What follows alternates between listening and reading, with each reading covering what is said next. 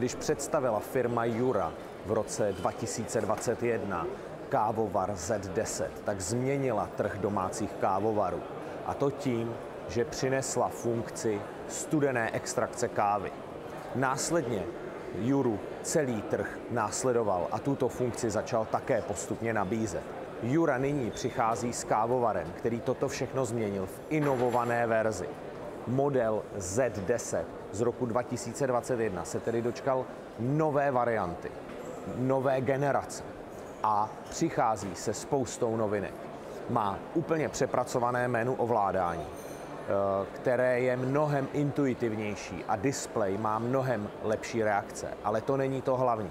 Kávovar totiž umí kromě studené extrakce, studené mléčné pěny, připravit také kávu s ochucenou mléčnou pěnou a dokonce představuje úplně nové příslušenství pro čokoládu, pro přípravu horké čokolády, mokačína, káv, do kterých můžete doplnit čokoládu ve formě nápojového syrupu. Z dalších funkcí určitě jmenujme možnost snížit množství kofeinu v kávě, případně naopak ho zvýšit. A to v rámci toho menu, kdy kávovar upraví proces přípravy kávy, aby podle vašeho požadavku měla méně či více kofeinu. Další funkcí, která je úplně nová, je Light Brew. Jedná se o přípravu ne tou studenou vodou nebo vodou o pokojové teplotě, ale ani tou klasickou horkou vodou, kterou se připravuje běžně espresso. Je to, řekněme, něco mezi a cílem tady té metody je, aby káva měla nižší teplotu a byla připravená i hned ke konzumaci. Je to požadavek, který pochází převážně ze severských trhů, ale Z10 ho samozřejmě nabídne i na našem trhu. Na co také Jura nově myslí, je to, že můžete používat různá mléka, respektive mléčné alternativy. Ale ve chvíli, kdy připravujete kávu, tak samozřejmě v tom mléčném systému zůstane to mléko, například kravské mléko.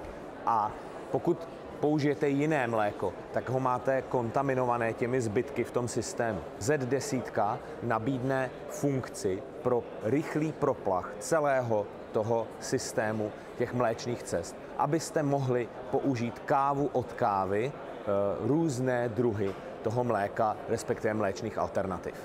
Důležitou novinkou je také takzvaný Quality Assistant. Jedná se o funkci sloužící k tomu, aby vám kávovar připomínal, jak správně se o něho starat, respektive jaké úkony udělat, aby kvalita kávy byla stále skvělá. Jde například o to, že vám připomene, abyste každý den vyměnili vodu v nádržce, čímž se zajistí, aby byla ta voda vždy čerstvá. Kávovar se také připomene s nějakou údržbou a pokud ji zanedbáte nebo odkliknete, že nechcete kávovar čistit, tak při dalším zapnutí se zase kávovar připomene a vybízí vás, abyste tu údržbu provedli. Tím se samozřejmě zajistí, že ta káva, včetně těch mléčných káv, je vždy v perfektním stavu, má perfektní chuť a o to Juře vždycky primárně šlo. Další funkcí, kterou tady ještě zmiňovali a je novinkou, je časovač, kdy si můžete kávovar připravit třeba večer, tak, aby byl ráno opravdu ready pro tu kávu a dokonce načasovat tu přípravu. Takže vstanete a pokud připravíte už večer dopředu pod kávovar šálek, tak kávovar následně druhý den ráno připraví tu kávu v ten zvolený čas. Druhou významnou novinkou, kterou Jura na veletrhu IFA představuje, je další nová generace nejprodávanějšího modelu Jura, a to je E8. E8 přichází nově s funkcí Light Brew, o které jsme mluvili už u té Z10.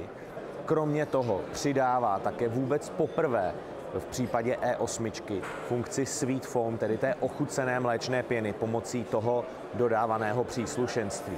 A nechybí ani ten coffee timer, čili ten časovač a samozřejmě ten nový Quality Assistant, který zajišťuje, aby ten kávovar byl v té perfektní kondici pro přípravu každé kávy.